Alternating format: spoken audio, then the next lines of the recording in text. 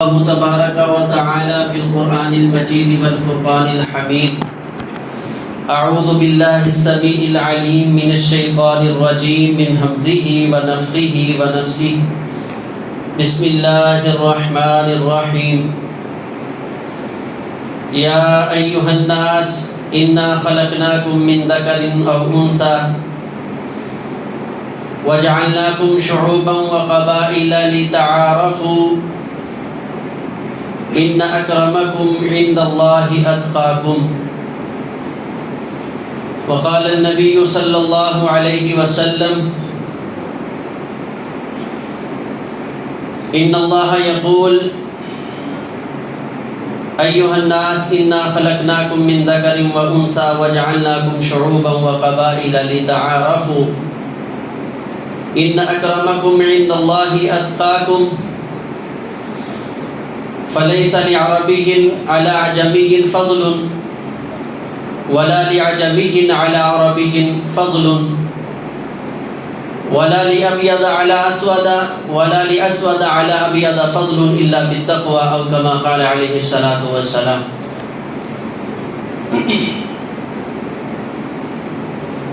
اللہ تبارک و تعالی کا خاص فضل و کرم اور احسان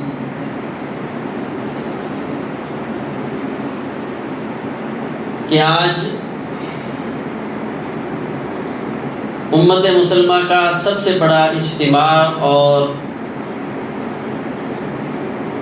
مسلمانوں کی اجتماعیت کو ظاہر کرنے کا جو اللہ تبارک و تعالی نے ایک بہت بڑا سبب اس دنیا میں بنایا ہے،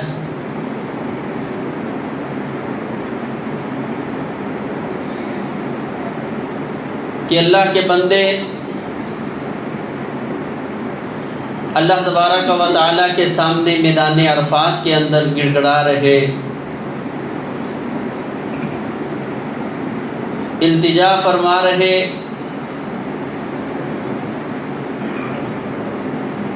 اور اتفاق یہ ہے کہ آج سے 1434 سال پہلے بھی اسی طرح جمعۃ المبارک کا دن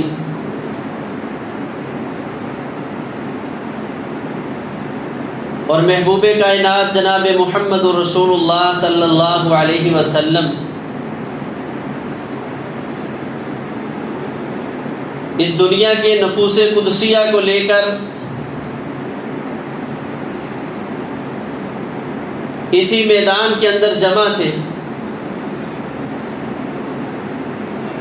اور اس سے پہلے اور اس کے بعد اللہ کے رسول صلی اللہ علیہ وسلم بار بار فرما رہے تھے خذوا عنی مناسککم، بھئی مجھ سے اپنی زندگی گزارنے کے طریقے سیکھ لو۔ ہو سکتا ہے کہ اس کے بعد اس مقام پہ میری اور تمہاری ملاقات نہ ہو، یعنی اللہ کے پیغمبر علیہ الصلاۃ والسلام اپنی امت کو جو آخری وصیتیں کرنا چاہ رہے تھے اس کی طرف بھی لوگوں کو متوجہ فرما رہے تھے، اور پھر آپ نے اپنے اس حج میں جس کو حجۃ الوداع کہا جاتا ہے، کئی ایک مقام پہ رسول اللہ صلی اللہ علیہ وسلم نے مختصر خطبات ارشاد فرمائے، لیکن ان سب کا موضوع اور محل وہ ایک ہی تھا جو رسول اللہ صلی اللہ علیہ وسلم نے جامع خطبہ میدان عرفات کے اندر دیا۔ حضرت جابر بن عبداللہ رضی اللہ تعالیٰ عنہ فرماتے ہیں کہ ہم میدان عرفات میں جب پہنچے تو نبی علیہ الصلاۃ والسلام نے تھوڑی دیر کے لیے خلوت کو پسند کیا، حتیٰ کہ جب نصف النہار ہوا آپ نے آواز دی، آپ کی سواری کو لایا گیا، رسول اللہ صلی اللہ علیہ وسلم اس سواری پر سوار ہوئے اور آپ وادی کے اندر جو ہموار جگہ تھی وہاں تشریف لے گئے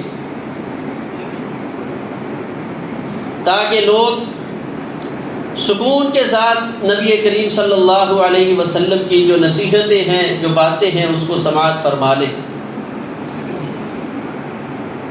تو اس مقام پہ رسول اللہ صلی اللہ علیہ وسلم نے اپنے صحابہ کو خطبہ ارشاد فرمایا، اور وہی بات اللہ کے پیغمبر علیہ الصلوۃ والسلام نے فرمائی،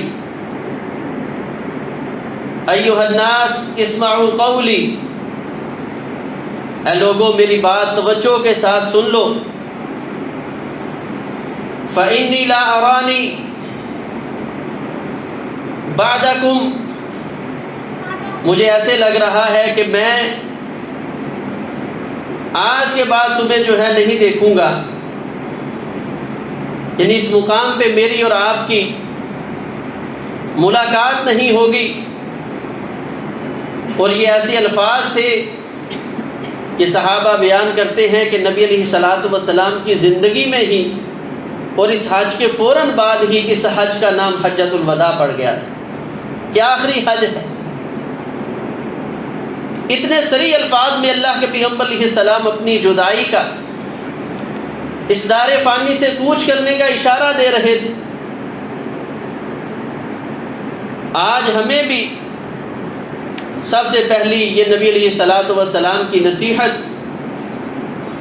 خصوصاً نیکی کا عمل کرتے ہوئے،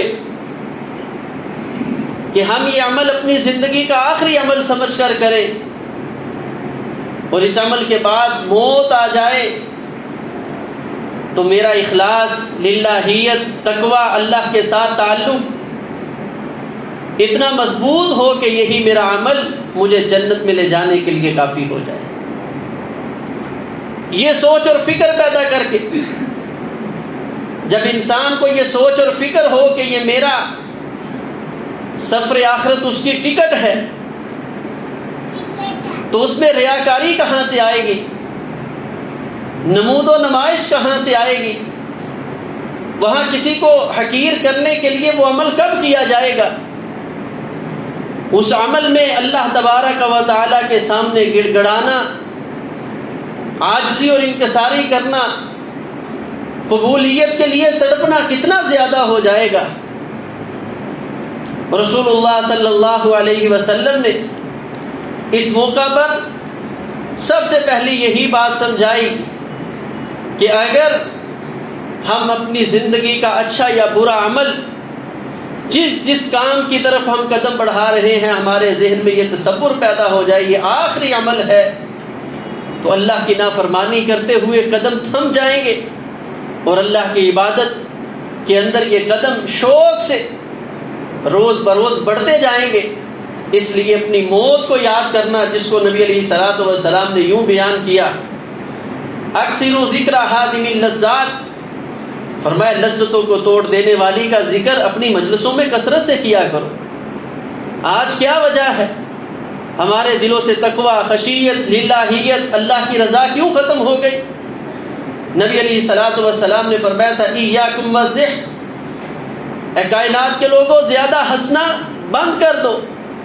اپنی مجلسوں میں کبھی سارے رشتہ دار اکٹھے ہوئے ہوں، شادی بیاہ کا موقع ہو، مجلسیں لگی ہوئی ہوں، غیبت اور چغلی کرنے کی بجائے کبھی اپنی اور اپنے ساتھیوں کی موت کو یاد کیا کرو۔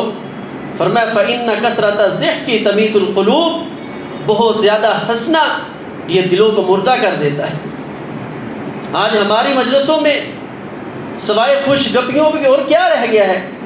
کسی کی اصلاح، کوئی فکر، بالکل ہمارے اندر سے یہ ختم ہوتی جا رہی ہے۔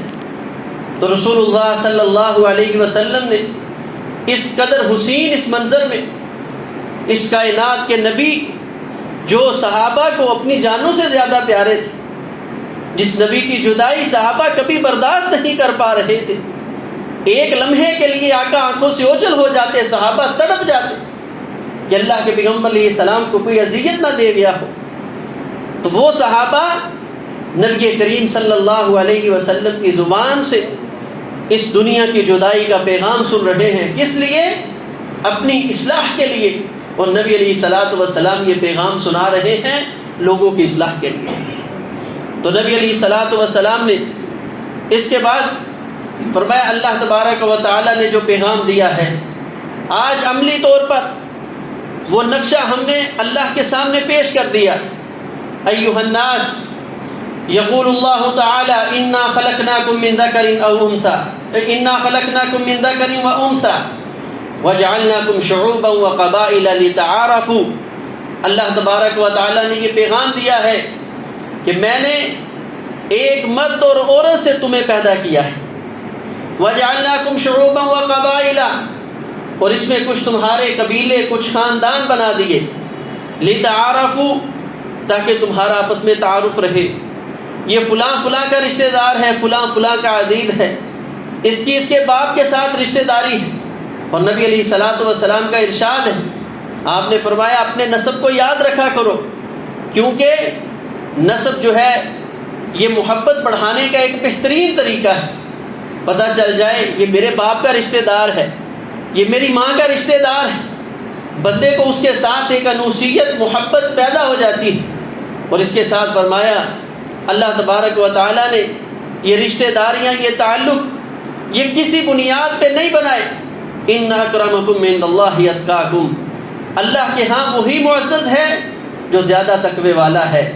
آج میدان عرفات کے اندر جس طرح حاجی دو کپڑوں میں ملبوس ہو کر، کوئی غریب ہے تو اس کا لباس بھی وہی، کوئی بڑا امیر ہے اس کا لباس بھی وہی، کوئی بڑے سے بڑا مالدار ہے، شہرت والا ہے، وہ بھی ننگے سر ادھر کھڑا ہے. کوئی غریب پسماندہ علاقے کا رہنے والا ہے، وہ بھی اسی حالت اور کیفیت میں جو جیسے بے یار و مددگار اپنے گھر بار کو چھوڑ کے لوگ نکلے ہوتے ہیں. اور فرمایا یہی پیغام اللہ نے جو 23 سالہ نبوت ہے اس میں دیا ہے. اور اللہ تبارک و تعالیٰ یہ پیغام آج تمہیں بتا دینا چاہتے ہیں، لا فضل لعربی علی عجمی، اللہ کے ہاں کسی عربی کو کسی اجمی پر کوئی فضیلت حاصل نہیں ہے کہ یہ عرب کا ہے تو یہ بہت عظمت والا ہے، بڑی شان والا ہے. بحیثیت انسان جو مقام ایک اجمی انسان کا ہے وہی مقام ایک عربی انسان کا ہے. ہاں الا بالتقوی، اگر فضیلت عظمت ہوگی تو اللہ کے ہاں وہی زیادہ قابل عزت اور قابل قدر ہوگا جس کے دل میں اللہ کا ڈر، خشیت، تقوی زیادہ ہوگا. وَلَا لِأَبْيَضَ عَلَىٰ أَسْوَدَ فَضْلٌ، کسی سفید کو کسی سیاہ پر کوئی فضیلت نہیں، کسی سیاہ کو کسی سفید پر کوئی فضیلت نہیں ہے. الا بالتقوی، اگر فضیلت ہے تو صرف تقوی کی بنیاد پہ جو اللہ تبارک و تعالیٰ نے بیان کر دی. ان اکرمکم عند اللہ اتقاکم، اللہ کے ہاں اگر کوئی معزز کوئی محترم ہے تو وہ وہی ہے جس کے دل میں زیادہ تقوی موجود ہے. اس کے بعد اس دنیا کا جو سب سے بڑا فتنہ ہے اس کی طرف رسول اللہ صلی اللہ علیہ وسلم نے خصوصاً اپنے عزیز و اقارب کو مخاطب کیا اور فرمایا یا معاشر قریش، اے قریش کے رہنے والوں، میرے ساتھ تعلق، میرے ساتھ محبت مودت کرنے والوں، میں تمہیں ایک خاص پیغام دے دینا چاہتا ہوں. لا تجیئوا بالدنیا، ایسا نہ ہو کہ کل قیامت کے دن تم دنیا کو اپنے ساتھ لے کر آؤ. تحملونہ علی رقابکم، اس حال میں کہ اس دنیا کو تم نے اپنے جو کندھوں کے اوپر اٹھایا ہوا ہو، اس دنیا کے بوجھ کے نیچے تم آ کر آخرت کے دن میرے پاس مت آنا. مطلب لوگوں کے جو حقوق ہیں وہ ادا کرتے رہنا. اسی طرح صحیح البخاری میں رسول اللہ صلی اللہ علیہ وسلم نے فرمایا تھا کسی مسلمان کے لیے یہ لائق نہیں ہے کہ کل قیامت کے دن وہ میرے پاس آئے اس حال میں کہ اس نے اپنے سر کے اوپر کسی بکری کو اٹھایا ہو اور وہ من من کر رہی ہو، کسی نے گائے کو اٹھایا ہو اور وہ بول رہی ہو، اونٹ کو بٹھایا ہو اور وہ بھی بول رہا ہو، اور آ کر میرے پاس کہو کہ اللہ کے رسول صلی اللہ علیہ وسلم ہماری مدد فرما دیجئے، یاد رکھنا اس حالت میں آنے والے انسان کی میں کوئی مدد اور کوئی سفارش نہیں کر سکوں گا۔ لوگوں کے حقوق ادا کریں، آپ ہوشیار ہوں گے، آپ چلاک ہوں گے، اللہ نے آپ کو فہم و فراست کے ساتھ نوازا ہوگا، زبان بڑی تیز ہوگی، لوگوں کو اپنی زبان کے ساتھ ورغلا سکتے ہو، قاضی جج کو اپنی زبان کے ساتھ ورغلا سکتے ہو، رشتہ داروں کو اپنی زبان کے جنگل میں پھنسا سکتے ہو، لیکن یہ ذہن میں رکھنا تمہارا رب اس دنیا اس زمین کا خالق اور مالک وہ موجود ہے، وہ جانتا ہے کہ تمہارا حق کتنا ہے، شاید کہ تم بھی اتنا نہیں جانتے جتنا میرا رب جانتا ہے کہ اس چیز کے اندر تیرا حق کتنا ہے۔ لیکن اگر اپنی چلاکی کی بنیاد پہ اگر اس مال کو چھیننے کی کوشش کی تو رسول اللہ صلی اللہ علیہ وسلم کا وہ فرمان یاد رکھنا جو صحیح مسلم کے اندر موجود ہے۔ رسول اللہ صلی اللہ علیہ وسلم نے فرمایا کہ اگر میں کسی کے حق میں اس کی چرب زبانی کی وجہ سے فیصلہ کر دوں، وہ لوگوں میں اس بات پہ خوش نہ ہو جائے کہ یہ چیز میری اس وجہ سے ہوئی ہے کہ اللہ کے رسول صلی اللہ علیہ وسلم نے میرے حق میں فیصلہ دے دیا، یاد رکھنا یہ اس کی باتوں کے اوپر آ کر جو میں اس کو چیز دے رہا ہوں یہ دنیا کی چیز نہیں، میں اللہ کا نبی اس کو آگ کا انگارہ دے رہا ہوں۔ یہ کہنا یہ میرے حق میں فیصلہ ہوا تھا، عدالت میرے حق میں رہی ہے، قاضی نے فیصلہ میرے حق میں کیا ہے، ہو سکتا ہے کہ مال تیرا نہ ہو، تیری چرب زبانی کی وجہ سے، تیرے وکیل کی چرب زبانی کی وجہ سے یہ مال اور پیسہ تو نے اپنے بہن بھائی کا چھین لیا، غصب کر لیا، اور کل قیامت کے دن یہ تیرے لیے بوجھ بھی بن گیا، اور یہ کل قیامت کے دن تیرے لیے جہنم کا سامان بھی بن گیا ہے۔ نبی علیہ الصلوۃ والسلام نے اس چیز کی طرف ہمیں خصوصی ہماری رہنمائی فرمائی ہے کہ دنیا کی خاطر اپنی آخرت کو برباد نہ کر لینا۔ اور اس کے بعد اللہ کے رسول صلی اللہ علیہ وسلم نے فرمایا ایھا الناس ان اللہ قد اذهب عنکم نخوۃ الجاہلیہ، اے کائنات کے لوگوں، اللہ تبارک و تعالیٰ تم سے آج جاہلیت کی ساری کی ساری برائیاں لے کر چلا گیا۔ میں بڑا ہوں، یہ چھوٹا ہے، یہ حقیر ہے، یہ کمی ہے، اس کی کیا اوقات ہے، اس کی حیثیت کیا ہے۔ اللہ تبارک و تعالیٰ نے یہ سارے کی ساری نخوت جاہلیت، تفاخر بالآباء، اپنے آباء و اجداد پہ فخر کرنا، اس کو آج ختم کر دیا ہے، اور آج کے بعد جو اس فخر کو لے کر جائے گا وہ اللہ کے پیغمبر علیہ الصلوۃ والسلام کی وصیتوں کا انکاری ہے۔ جو پھر بھی اپنے اس فخر پر میرے باپ کا پتہ ہے، میرے جو ہے خاندان کا پتہ ہے میں کون ہوں، فرمایا ایسی چیزیں شریعت اسلامیہ نے فقط لتعارفوا، تمہارے تعارف کے لیے رکھی تھی۔ آج میدان عرفات میں اللہ کے پیغمبر علیہ السلام نے اس چیز کا اعلان کر دیا ہے کہ بالکل یہ ختم ہو چکی ہے۔ اس کے بعد رسول اللہ صلی اللہ علیہ وسلم نے فرمایا یا ایھا الناس، اے لوگو، ان دماءکم واموالکم واعراضکم حرام علیکم کحرمت یومکم ھذا فی بلدکم ھذا وفی شہرکم ھذا۔ اے لوگو، اللہ تبارک و تعالیٰ نے آج تمہارے اوپر آپس میں ایک دوسروں کی عزت کو اچھالنا حرام کر دیا ہے، کسی کا مال چھیننا حرام کر دیا ہے۔ اللہ تبارک و تعالیٰ نے کسی کی جان کے اوپر ظلم کرنا یہ آج کے دن حرام کر دیا ہے۔ اسی طرح جس طرح آج دن حرمت والا ہے، یہ مہینہ حرمت والا ہے، اور یہ شہر مکہ حرمت والا ہے، اس طرح یہ کئی حرمتیں جمع ہوں تو ایک مسلمان کی حرمت جمع ہوتی ہے۔ اسی لیے سنن ابن ماجہ میں حضرت عبداللہ بن عمر رضی اللہ تعالیٰ عنہ بیت اللہ کو مخاطب کر کے کئی بار فرمایا کرتے تھے اے بیت اللہ، تیری عظمت شان بہت زیادہ ہے، اور لوگ تیری طرف پاؤں کرنا پسند نہیں کرتے، تیری طرف تھوکنا اللہ کو اتنا ناگزیر لگتا ہے۔ اللہ کے رسول صلی اللہ علیہ وسلم نے فرمایا کل قیامت کے دن یہ سارا تھوک جمع کر کے اللہ اس کی پیشانی پہ رکھ دے گی، یہ قدر عظمت بیت اللہ کی ہے۔ تو فرمایا لیکن عبداللہ بن عمر پیغمبر کی حدیثوں کو مد نظر رکھتے ہوئے یہ پیغام دیتے ہیں کہ ایک عام مسلمان، ایک ادنا سا مسلمان، اللہ کی قسم اس کی حرمت اور عظمت تیرے سے اللہ کے ہاں کئی گنا بڑھ کر ہے۔ تو یہ چیز سمجھنا، ایک مسلمان بھائی کے بارے میں ایسے جذبات رکھنا ایسا اپنا عقیدہ و نظریہ رکھنا کہ اللہ تبارک و تعالیٰ نے دوسرے مسلمان کے اوپر، میرے اوپر اس دوسرے مسلمان بھائی کی عزت کو جو ہے خراب کرنا، اس کے مال کو خراب کرنا، اس کی جان کو نقصان پہنچانا اللہ تبارک و تعالیٰ نے میرے اوپر حرام کر دیا ہے۔ اس کے بعد اللہ کے رسول صلی اللہ علیہ وسلم نے فرمایا جس کے پاس بھی کسی قسم کی امانت ہے اس کو چاہیے کہ اس امانت کو جو ہے ادا کر دے۔ امانت کے اندر خیانت کرنے والے کے بارے میں اللہ کے پیغمبر علیہ الصلوۃ والسلام نے وہ عمل ذکر کیا ہے کہ جب ایک عظیم اللہ کے پیغمبر تھے، انہوں نے جہاد کیا، ان میں سے ایک ساتھی نے خیانت کی، اللہ تبارک و تعالیٰ نے نبی اور اس کے ساتھ مل کر جہاد کرنے والوں کی جہاد کی قبولیت کرو، قبول نہیں ہونے دیا۔ اللہ کے نبی حتیٰ کہ تڑپے، اے اللہ یہ اتنی عظمت والا جہاد یہ کیوں قبول نہیں؟ اللہ تبارک و تعالیٰ نے وحی کی فیکم الغلول، اے پیارے نبی تیرے ان امتیوں کے اندر خائن موجود ہیں جن کی وجہ سے آج تمہارا جہاد اللہ کی بارگاہ میں قبول نہیں۔ وہ خیانت ختم کروائی گی تو پھر یہ جہاد شرف قبولیت پر فائد ہوا ہے۔ اس لیے ہر عمل کرنے سے پہلے یہ دیکھیں کہ میرے ذمے اگر کسی کی کوئی امانت موجود ہے اس کو ادا کرنا ہے۔ اس کے بعد اللہ کے رسول صلی اللہ علیہ وسلم نے خادموں کے حقوق ذکر کیے، فرمایا کہ جو تم خود پہنتے ہو یہی ان کو پہناؤ، یعنی اچھے کپڑے اچھے لباس پہننا چاہتے ہو ان کو بھی اچھے لباس پہنایا کرو، اچھا کھانا کھاتے ہو ان کو اچھا کھانا کھلایا کرو۔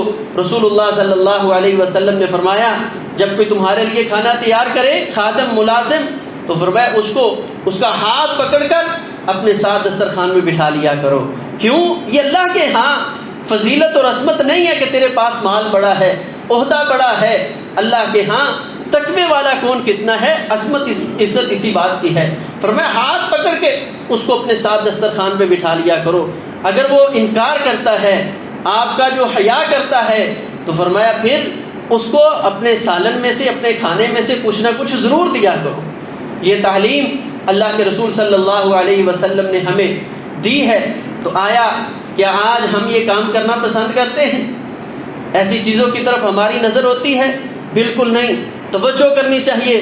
اس کے بعد اللہ کے رسول صلی اللہ علیہ وسلم نے فرمایا اللہ تبارک و تعالیٰ نے جاہلیت کے تمام معاملات ختم کر دیے ہیں۔ ان میں سے جاہلیت کے جو خون ہے وہ بھی آج فرمایا تحت قدمی ہاتین، میرے ان دونوں قدموں کے نیچے آج رو دیے گئے ہیں۔ جاہلیت کا سود اللہ کے رسول صلی اللہ علیہ وسلم نے اس کو ختم فرما دیا۔ فرمایا آج کے بعد سودی معاملات نہیں چلے گے۔ کیوں؟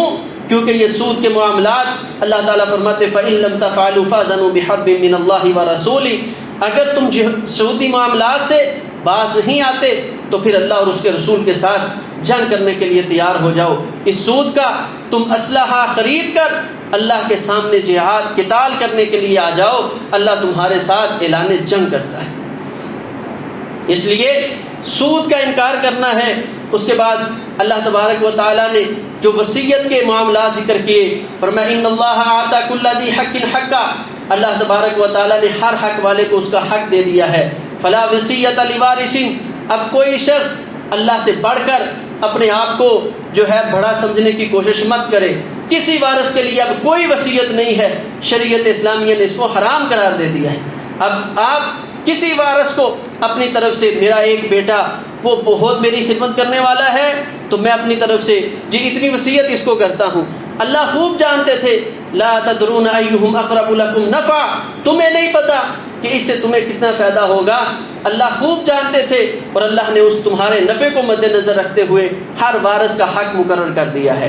اس لیے وراثت کے اندر اپنی طرف سے دھاندلی کر کے اچھا بہنوں کا کوئی مسئلہ نہیں، باپ کی وراثت کسی اور خاندان میں کیوں جائے، ایسی سوچیں میرے رب کو قطعاً پسند نہیں ہے۔ اس کے بعد اللہ کے رسول صلی اللہ علیہ وسلم نے خامد اور بیوی کے حقوق کو ذکر کیا، فرمایا کہ ایک تو ان کو ایک دوسرے کا لباس قرار دیا، اور اس کے بعد فرمایا کہ جو عورت ہے اس کا حق ہے اچھے کام میں اپنے خامد کی نافرمانی نہ کرے، اس کے بستر کی جو ہے وہ خیال رکھے، حفاظت کرے، اور اسی طرح جو اس کے معاملات ہیں اس کا گھر ہے، اس کا مال ہے، اس کی نگہبانی کرے۔ اور فرمایا جب ایک عورت یہ معاملات کرتی ہے تو مردوں کے ذمہ ہے کہ اس کے پہننے، اس کے کھانے کا، اس کی جو ذمہ داریاں ہیں ان کا پورا پورا خیال رکھے۔ اس کے بعد رسول اللہ صلی اللہ علیہ وسلم نے خصوصاً اس چیز کے بارے میں فرمایا یہ حقوق تھے، اور اس کے ساتھ میں اللہ کا نبی پھر تمہیں عورتوں کے بارے میں نصیحت کرتا ہوں، یہ زبان کی ذرا تیز ہوتی ہیں، عقل کی ذرا کم ہوتی ہے، مردوں مرد بن کر رہنا، چھوٹی چھوٹی باتوں پر جو ہے اشتعال انگیز نہ ہو جانا، چھوٹی چھوٹی باتوں پر جو ہے آپے سے باہر نہ ہو جانا۔ میں اللہ کا نبی تمہیں اس بات کی نصیحت کرتا ہوں کہ عورتوں کے ساتھ خیر خواہی کرنا۔ جب اللہ کے نبی ان کی سفارش کر رہے ہیں تو ہمارا حق ہے کہ ہم ان عورتوں کی بارہ میں اللہ کے پیغمبر کی سفارش کو قبول کریں۔ اور اس کے بعد رسول اللہ صلی اللہ علیہ وسلم نے ہمارے آپس کے معاملات کے بارے میں اس چیز کو ذکر کیا کہ جب ہم ایک معاشرے میں رہتے ہیں وہاں قانون کی پاسداری، فرمایا تمہارے اوپر ایک حبشی غلام کو مقرر کر دیا جائے، تمہارا حق ہے کہ اس کی شریعت کے جو ہے اندر رہ کر اطاعت، اس کی بات کو سننا، اس کی بات کو ماننا، یہ ایک مسلمان کی ذمہ داری ہے۔ اسی طرح اللہ کے قانون کو اس دنیا میں نافذ کرنا۔ اور اس کے بعد رسول اللہ صلی اللہ علیہ وسلم نے اللہ کے حقوق کو ذکر کیا، فرمایا وَاعْبُدُوا اللَّهَ وَلَا تُشْرِكُوا بِهِ شَيْئًا، اللہ کی عبادت کرنی ہے، اس کے ساتھ کسی کو شریک نہیں کرنا۔ وَصَلُّوا خَمْسَكُمْ، اپنی 5 نمازوں کا تم نے خیال کرنا ہے۔ وَصُومُوا شَهْرَكُمْ، رمضان المبارک کے مہینے کے روزے رکھنے ہیں۔ اور اس کے بعد زکوٰۃ کی ادائیگی کا خیال کرنا ہے، بیت اللہ کا حج کرنا ہے۔ اور اللہ کے رسول صلی اللہ علیہ وسلم نے فرمایا اپنے حکمرانوں کی دینی معاملات جو ہے دنیاوی معاملات کے اندر پیروی کرنی ہے۔ فرمایا اگر تم یہ باتیں کر لو گے تدخلوا جنت ربکم، اللہ تبارک و تعالیٰ اس عمل کی وجہ سے تمہیں جنت کے اندر داخل کر دیں گے۔ اور اس کے بعد نبی علیہ الصلوۃ والسلام نے مجمع عام کو مخاطب کیا اور فرمایا حل بلغت، اے میرے صحابہ بتاؤ آج تک دین میں نے اللہ کا پیغام تمہارے تک پہنچا دیا؟ جی یا رسول اللہ پہنچا دیا۔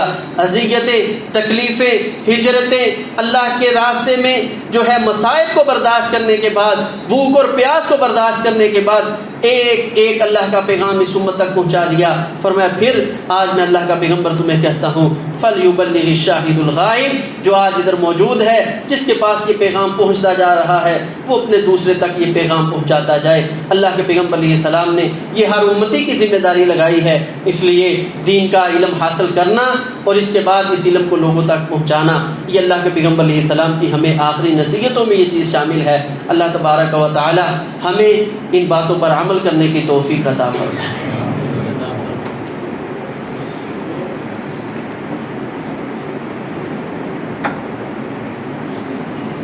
ان الحمد لله نحمده ونستعينه ونستغفره ونعوذ بالله من شرور انفسنا ومن سيئات اعمالنا، من يهده الله فلا مضل له ومن يضلل فلا هادي له، اشهد ان لا اله الا الله وحده لا شريك له واشهد ان محمدا عبده ورسوله۔ اللهم صل على محمد وعلى ال محمد وبارك وسلم وصل علیہ۔ آج کے خطبہ جمعہ میں ہم نے نبی علیہ السلام کے حجۃ الوداع کے موقع پر دیے گئے جو خطبات تھے ان کا اختصاراً ذکر کیا ہے، جو چیزیں نبی علیہ السلام نے مختلف مقامات پر حجۃ الوداع کے موقع پر اور خصوصاً میدان عرفات میں لوگوں کے سامنے جن چیزوں کا ذکر کیا ہے، ان اللہ کے پیغمبر علیہ السلام کی نصیحتوں کو ہم نے آج ذکر کیا ہے۔ اللہ تبارک و تعالی ہمیں سنت کے مطابق اور نبی علیہ السلام کی نصیحتوں پر عمل کرنے کی توفیق عطا فرمائے۔ ربنا ظلمنا انفسنا وان لم تغفر لنا وترحمنا لنكونن من الخاسرین۔ ربنا آتنا فی الدنیا حسنہ وفی الآخرۃ حسنۃ وقنا عذاب النار۔ ہمارے نمازی بھائی ہیں عیسیٰ بھائی، ان کے کوئی کلیگ ہیں، وہ کافی بیمار ہیں، انہوں نے دعا کے لیے کہا ہے، تمام احباب دعا فرمائے اللہ تبارک و تعالیٰ سے کامل عاجلہ نصیب فرمائے۔ سبحان ربک رب العزۃ عما یصفون وسلام علی المرسلین والحمد للہ رب العالمین۔